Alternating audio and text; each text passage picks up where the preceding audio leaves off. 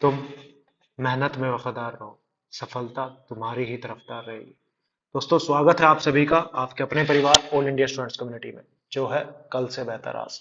जैसा कि आप सभी जानते हैं, आप लोगों के लिए शुरुआत की गई थी 100 डेज प्लान की, और उसके बाद फिर 1 सितंबर से शुरू हुआ 75 हार्ड चैलेंज, जिसका 7वां दिन है। और आज की इस वीडियो में आप लोगों के लिए बहुत सारी कुछ इंपॉर्टेंट चीजें भी आने वाली है, तो वीडियो को लास्ट तक जरूर देखिएगा।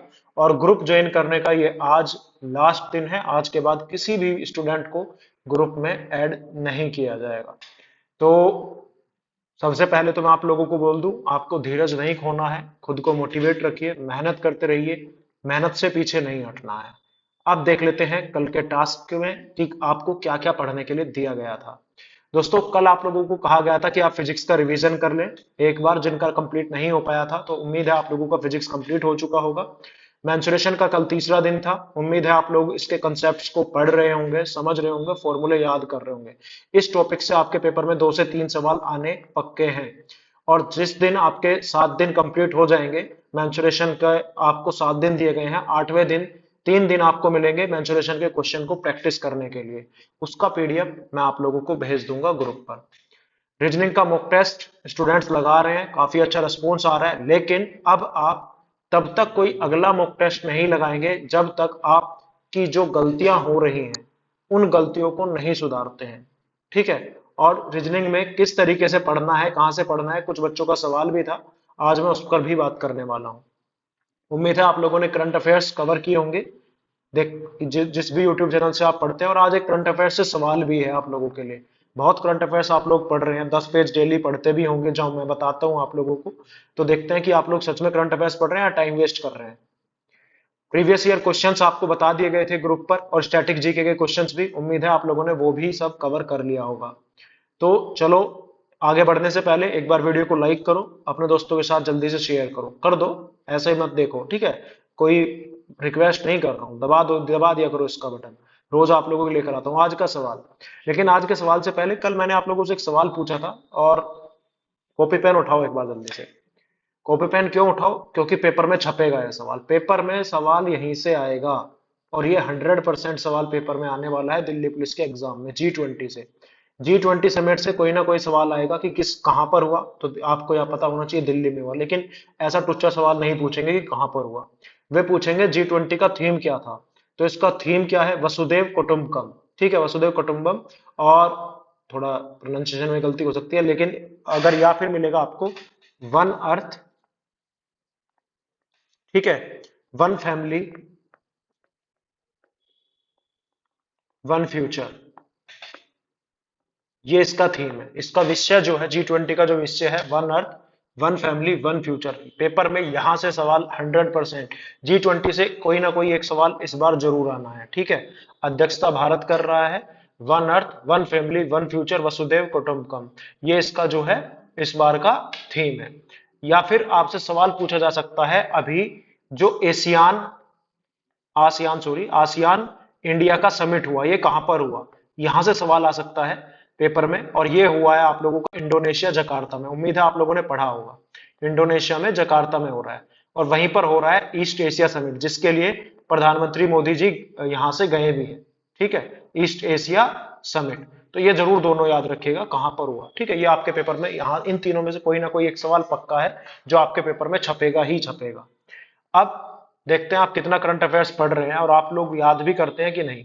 भारत के पहले एआई संचालित एंटी ड्रोन सिस्टम को क्या नाम दिया गया है, ये आपको कमेंट करके बनाना है। चारों ऑप्शन आपके सामने है, परखत, चेतक, इंद्रजाल या गगनयान। भारत के पहले एआई संचालित एंटी ड्रोन सिस्टम को क्या नाम दिया गया है? चारों ऑप्शन आपके सामने है, कमेंट करके बताएं। देखते हैं कितने लोग इसका सही जवाब दे पाएंगे। अब कल के टास्क के बारे में बात कर लेते हैं।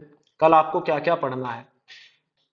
कल आप जो पढ़ने वाले हैं, यानी कि इंडियन पॉलिटी को पढ़ेंगे, सभी के सभी स्टूडेंट रिवाइज करेंगे। रिवाइज क्यों करेंगे? क्योंकि चाहे वो नया हो या पुराना हो, सब पॉलिटी पढ़ चुके हैं। कुछ ही स्टूडेंट होंगे जिन्होंने अभी तक पॉलिटी नहीं पढ़ा होगा। ठीक है, वरना पुराने स्टूडेंट की तो 4 बार पॉलिटी पढ़ाई भी जा चुकी है और रिवीजन भी हो चुका है। और पॉलिटी का 15 सितंबर को 50 क्वेश्चन का मैं टेस्ट भी लेने वाला हूँ, ग्रुप पर क्वेश्चंस भेजूंगा। उन 50 क्वेश्चंस में देखूंगा आप कितने सही करते हो 15 सितंबर। तो पॉलिटी को अच्छे से रिवाइज कर लो, इसलिए इस बार पॉलिटी को पढ़ने के लिए मैं आपको दे रहा हूं 2 दिन। ठीक है, वरना एक दिन का काम था अब, क्योंकि जितनी बार आप पॉलिटी पढ़ चुके हैं। लेकिन कुछ नए स्टूडेंट्स भी हैं, इसलिए मैंने इसको 2 दिनों में डिवाइड कर दिया है। आप कल page number total page number छोड़ो, आप कल पढ़ेंगे वाइस प्रेसिडेंट तक, उपराष्ट्रपति तक। आप पॉलिटी को कवर करते हुए जाएंगे कहां तक? उपराष्ट्रपति तक। स्टार्टिंग से पढ़ना स्टार्ट करिए। स्टार्टिंग होगी आप लोगों की कहां से? आप लोगों के एक्ट्स वगैरह स्टार्ट होंगे, जैसे रेगुलेटिंग एक्ट 1773 का, पिट्स इंडिया एक्ट 1784 का। तो ये सारी चीजें याद रखिएगा। जैसे रेगुलेटिंग एक्ट से भी अगर सवाल बनता है तो बता देता हूं, तो पूछेगा सुप्रीम कोर्ट की स्थापना किस एक्ट के तहत हुई थी। तो ये आपको पता होना चाहिए, वो रेगुलेटिंग एक्ट था। ठीक है, पिट्स इंडिया एक्ट से सवाल नहीं बनता है, लेकिन फिर भी थोड़ा सा पढ़ लेना। ठीक है, फिर चार्टर एक्ट 1813, ये इंपॉर्टेंट है। 1813 वाला चार्टर एक्ट इंपॉर्टेंट है। 1833 वाला भी इंपॉर्टेंट है। 53 वाला भी इंपॉर्टेंट है। चार्टर एक्ट सारे इंपॉर्टेंट है। ठीक है, फिर मोरले मिंटो रिफॉर्म से एक ही सवाल बनता है। मोरले मिंटो रिफॉर्म्स जो 1909 के हैं, उनसे एक ही सवाल पेपर में बनता है कि सेपरेट इलेक्टोरेट्स, ठीक है, अलग पृथक चुनाव कराने का किस एक्ट के तहत हुआ? तो सेपरेट इलेक्टोरेट्स। बस यही याद मार लेना, रट्टा है, मरट्टा मार लेना इसका। ठीक है, फिर आप लोगों को पढ़ना है मोंटेगू चेम्सफोर्ड रिपोर्ट, जो 1919 की थी। गवर्नमेंट ऑफ इंडिया एक्ट 1935, इसको थोड़ा ध्यान से पढ़ना। 1935, यहां से सवाल बन जाते हैं। क्रिप्स मिशन पढ़ना है, कैबिनेट मिशन, मतलब इस तरीके से पढ़ते हुए आपको जाना है कहां तक? वाइस प्रेसिडेंट, उपराष्ट्रपति तक। ये कल आपको पढ़ना है। ठीक है, लगभग आप लोगों के होंगे 30 पेज के आसपास, 30 पेज से कम ही है, 30 पेज के आसपास आपको कल पढ़ने हैं। ठीक है, अब इसके बीच में आपके आएंगे आर्टिकल्स। आर्टिकल्स के लिए मैंने आपको कहा था, आर्टिकल्स के लिए मैं एक वीडियो बनाऊंगा। सारे आर्टिकल्स आपको याद नहीं करने, 448 के आसपास आर्टिकल है, सब याद नहीं करने। आर्टिकल 30 से 40 ही याद करने हैं जो इंपॉर्टेंट है। लेकिन 12 से 51 तक के तो जरूर याद होने चाहिए। आर्टिकल 12 से 51 इनका तो रट्टा मार लेना। और 51 के बाद में जो आपके पेपर में आएंगे, आते हैं पेपर में, जो इंपॉर्टेंट है, उनका मैं एक वीडियो बनाऊंगा बहुत जल्द, 2 से 3 दिन बाद। पहले आप एक बार पॉलिटी पढ़ लो, उसके बाद मेरे को याद दिला देना 2 दिन बाद कि सर उसके बारे में रिलेटेड वीडियो बना दो। फिर आर्टिकल्स का एक वीडियो दूंगा, जो 12 से 51 के बाद सिर्फ वही पढ़ने हैं, पेपर में उसके बाहर नहीं आएगा। ठीक है, लेकिन ये आप मुझे याद दिला देना। इसके अलावा एक बीच में आप लोगों के वाइस प्रेसिडेंट जब आप पढ़ते हुए जाएंगे, अमेंडमेंट एक्ट्स आएंगे, उसको मत पढ़ना। अमेंडमेंट एक्ट्स जो आपको पढ़ने हैं, संविधान संशोधन जिसको हिंदी में बोलते हैं, वे आपके बहुत सारे हैं। ठीक है, कम नहीं है, कम से कम 124-25 के आसपास अमेंडमेंट हो चुके हैं। इसमें से हमें 20-30 ही याद करने हैं। कितने? 20-30, केवल 20 से 30 तक ही याद करना है। और ये 20-30 का मैं अलग से वीडियो बनाऊंगा, ताकि आपको याद हो। सवाल आएगा तो इन 20-30 में से आ जाएगा, तो 126 के 126 याद नहीं करने। आर्टिकल सारे याद नहीं करने। आर्टिकल कल 12 से 51 तक याद कर लो। ठीक है, एक दिन में याद नहीं होगा, धीरे धीरे हर रोज उस पर थोड़ा सा नजर मार लेना। किसी पेपर पे लिख लो 12 से 51 तक, नजर मार लेना। बाकी के मैं बता दूंगा, 15-20 और याद करने होंगे आपको, ये एक वीडियो डाल के आर्टिकल्स वहां पर बता दूंगा। और संविधान शोधन भी आपको अलग से 20 से 30 ही याद करने हैं, पूरे 123-24 याद नहीं करने। तो उसके लिए आपको परेशान नहीं होना। ठीक है, तो ये चीजें करो कल कवर, अच्छे से इनको पढ़ना। ठीक है, चलो। अब मैथ्स में क्या करना है? देखो, मैथ्स में ना बहुत सारे स्टूडेंट्स वीक हैं, और इसलिए मैं टाइम भी दे रहा हूँ। 12-13 ही चैप्टर आपके पेपर में आ रहे हैं, और ये हमारा 5वां 6ठा टॉपिक चल भी रहा है। जो नए स्टूडेंट जुड़े हैं उनका उनका थोड़ा स्लो चल रहा है, लेकिन आपको घबराना नहीं है। जो नए स्टूडेंट जुड़े हैं, अभी भी आप क्या करें, मेंसुरेशन का टॉपिक खोलें, अपने सारे फॉर्मूले याद कर लें। इससे इससे 3 सवाल पेपर में आएंगे, और बहुत इजी सवाल आएंगे, कुछ भी घुमा फिरा के नहीं आएगा। फॉर्मूले याद होने चाहिए सबसे पहले। जैसे आपसे पूछा जाए वॉल्यूम ऑफ सिलेंडर क्या है, ठीक है, वॉल्यूम ऑफ कौन क्या है, तो ये याद होना चाहिए, क्योंकि सीधा का सीधा क्वेश्चन आएगा। फिर जब आपके 7 दिन कंप्लीट हो जाएंगे फॉर्मूले और कंसेप्ट के, आप थोड़ा किसी की वीडियोस देख लो यूट्यूब पर, जो मैथ्स पढ़ाता हो, जिसका आपको समझ में आता हो। ठीक है, वहां से वीडियोस देखो, अपने कंसेप्ट को क्लियर करो। बहुत ज्यादा डीपली नहीं पढ़ना, ऊपर ऊपर की चीजें। फिर वही क्वेश्चंस मैं आपको प्रैक्टिस के लिए दे दूंगा जो पेपर में पहले मेंसुरेशन से आए हैं, और वो इजी इजी क्वेश्चंस ही आएंगे, ज्यादा हार्ड क्वेश्चंस नहीं आएंगे। ठीक है, चलो, गुड।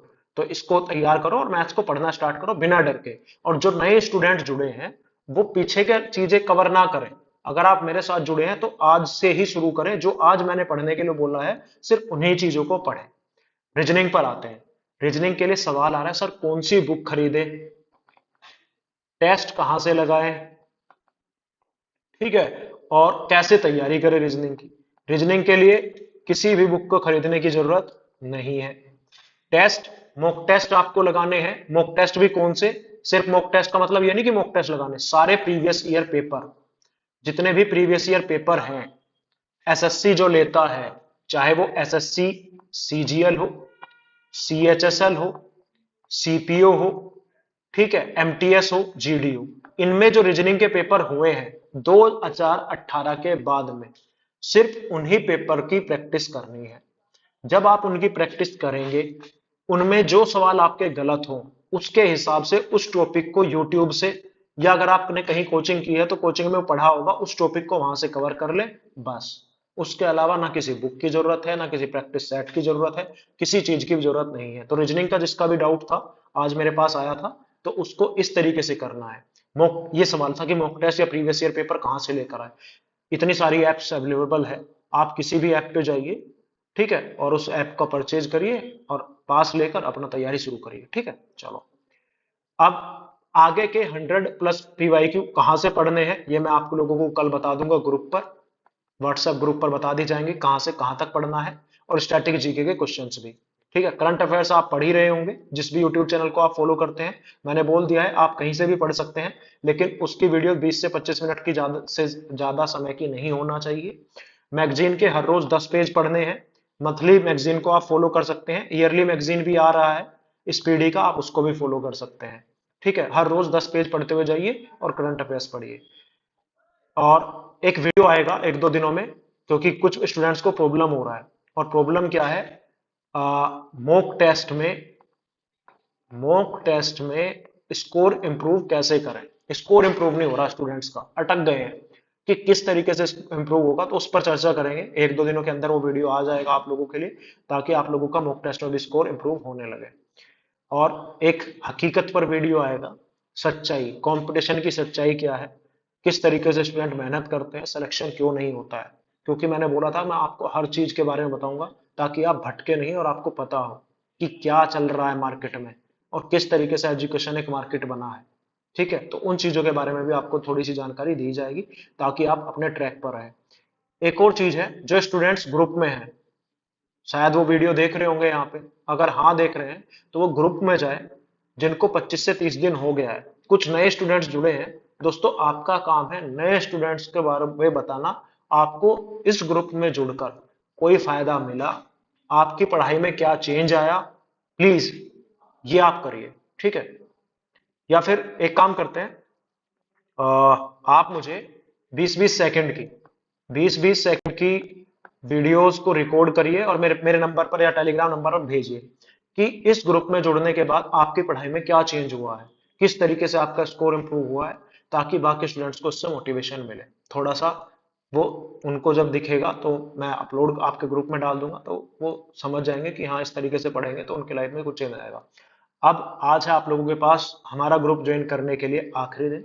ये मेरा नंबर है 7827034344। अगर आप इस नंबर पर हमें ज्वाइन करना चाहते हैं, टेलीग्राम ग्रुप से जुड़ना चाहते हैं आप भी, तो इस नंबर पर फोन पे, पेटीएम या गूगल पे करके 200 रुपीज का आपको इसी नंबर पर फोन पे, पेटीएम या गूगल पे कर देना है, आपको ग्रुप में ऐड कर दिया जाएगा और आपको सब कुछ मिलेगा जो आप लोग चाहते हैं। चलो मिलते हैं नेक्स्ट वीडियो में, तब तक के लिए धन्यवाद। जय हिंद, जय भारत।